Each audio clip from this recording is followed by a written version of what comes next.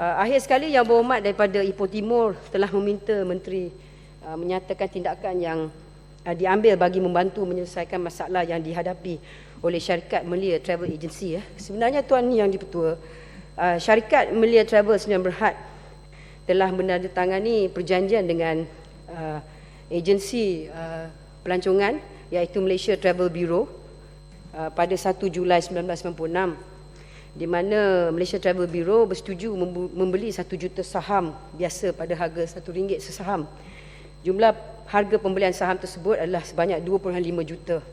MTB telah membatalkan perjanjian tersebut pada 7 November 1997 atas alasan berikut, iaitu Melia Travel telah memalsukan penyata akaun beraudit bagi tahun berakhir 31 Mei 1996.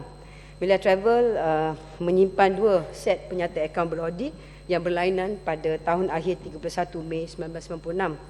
Penyata akaun beraudit yang diberi kepada pembina sebelum perjanjian pembelian saham ditandatangani menunjukkan Melia Travel berada di dalam keadaan keuntungan.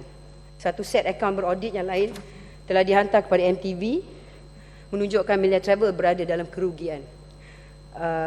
Ini menunjukkan bahawa antara pengarah syarikat tidak memaklumkan kepada Malaysia Travel Business bahawa Melia Travel berada di dalam keadaan insolvent.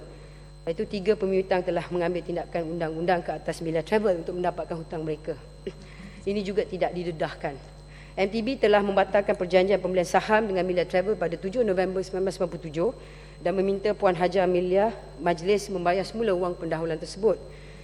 Oleh itu, pengarah syarikat ini telah diisahkan bankrupt melalui petition oleh syarikat IGB Corporation Berhad dan bukan oleh Malaysia Travel Business.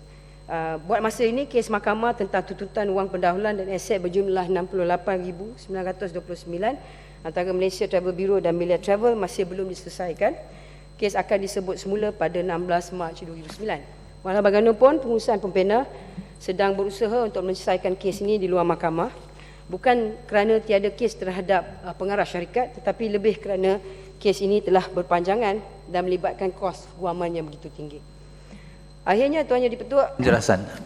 Saya bertanya dalam ucapan saya pun apa yang sudah pembayaran guaman kepada Lee Hishamuddin Hasnia mengurus kes ini, oleh kerana sepanjang kes ini tuntutan RM60-70,000 sahaja, tapi saya percaya pembayaran guaman lebih daripada itu. Dan kenapa ini berlaku, dan kenyataan atau penjelasan dibuat oleh Yang Berhormat Menteri nampaknya tidak memberi gambaran yang sepenuhnya. Dan pembina sepatutnya membantu membina rakyat, bukan membunuh kehidupan rakyat. Dan apakah alasan yang sebenarnya pembina menghalang Melia lepas dari bankruptsi di Mahkamah Tinggi Shah Alam dalam kes IGP versus Melia Majlis, dan apa alasan pembina ambil tindakan mengenepikan pelepasan bankruptsi yang telah Melia perlui? Apakah tindakan ini patut dan adil? Yang Berhormat Ipoh Timur, kes berada masih dalam bidang kuasa mahkamah. Saya tidak dapat menjawab soalan-soalan yang ditimbulkan oleh Yang Berhormat. Tetapi jika Yang Berhormat izin, soalan secara bertulis boleh saya jawab. Tetapi di segi fakta yang ada depan saya memaklumkan tentang dengan izin kronologi kes dan memaklumkan tentang jumlah aset berkenaan dengan jumlah kos peguam sebanyak jumlah yang disebut oleh Yang Berhormat lebih daripada kos tuntutan. Saya juga tidak mempunyai pengetahuan. Tetapi kesimpulan daripada ucapan saya adalah bahawa pengurusan pembina sedang berusaha untuk menyelesaikan kes ini di luar mahkamah. Bukan kerana tidak ada kes terhadap pengarah syarikat, tetapi lebih kerana kes ini berpanjangan dan melibatkan kos guaman yang tinggi. Berarti kesimpulannya, Kementerian Pelancongan bersetuju bahawa perlu kita mengurangkan kos kalau kita nak menyelesaikan isu ini. Akhir, bolehkah Yang Berhormat Menteri memberi perhatian yang sendiri supaya kes ini boleh diselesaikan dan tidak dipanjangkan?